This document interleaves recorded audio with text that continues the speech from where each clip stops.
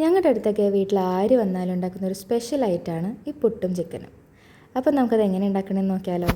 അപ്പോൾ അതിന് വേണ്ടിയിട്ട് നമുക്ക് സവോള, തക്കാളി, പച്ചമുളക്, ഇഞ്ചി, വെളുത്തുള്ളിയൊക്കെ നമുക്കൊന്ന് ചതച്ച് വെച്ചതിന് ശേഷം ചൂടായ ഒരു ഉരുളിയിലേക്ക് കടുക് പൊട്ടിച്ച് നമുക്ക് നമ്മുടെ അരിഞ്ഞു വെച്ചിരിക്കുന്ന സവോളയും ഇട്ട് നല്ലോണം ഒന്ന് ഇളക്കി കൊടുക്കുക.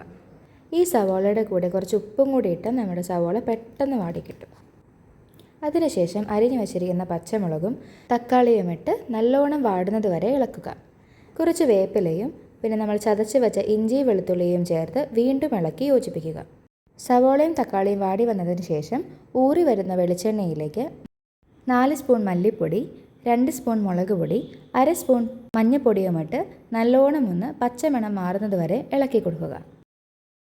ഇതിലേക്ക് കുറച്ച് വെളിച്ചെണ്ണയും ഒഴിച്ച് വരട്ടിയെടുക്കുക. ഇതിലേക്ക് കഴുകി വച്ചിരിക്കുന്ന ചിക്കനും ആവശ്യത്തിന് ഉപ്പുമിട്ട് നല്ലോണം ഒന്ന് ഇളക്കി യോജിപ്പിച്ച് കൊടുക്കുക.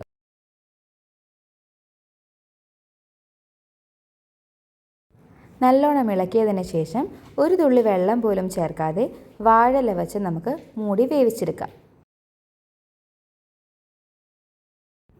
വെന്ത് വന്ന ചിക്കനിലേക്ക് 1/2 സ്പൂൺ കുരുമുളക് പൊടിയും 1/2 സ്പൂൺ പൊടിച്ചെടുത്ത മസാലയും ഇട്ട് നല്ലോണം ഒന്ന് ഇളക്കി യോജിപ്പിച്ചതിന് ശേഷം 1 സ്പൂൺ വിനാഗിരിയും കുറച്ച് വേപ്പിലയും വെളിച്ചെണ്ണയും ഒഴിച്ചു കഴിഞ്ഞാൽ നമ്മളുടെ നാടൻ ചിക്കൻ കറി ഇവിടെ റെഡി ആയിട്ടുണ്ട്.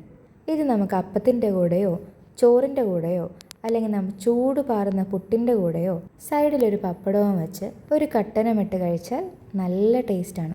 അപ്പോൾ എല്ലാവരും നമ്മുടെ ചിക്കൻ കറി ഒന്ന് ട്രൈ ചെയ്ത് നിങ്ങളുടെ അഭിപ്രായങ്ങൾ അറിയിക്കുക. അപ്പോൾ അടുത്തൊരു റെസിപ്പിയുമായി വീണ്ടും കാണാം.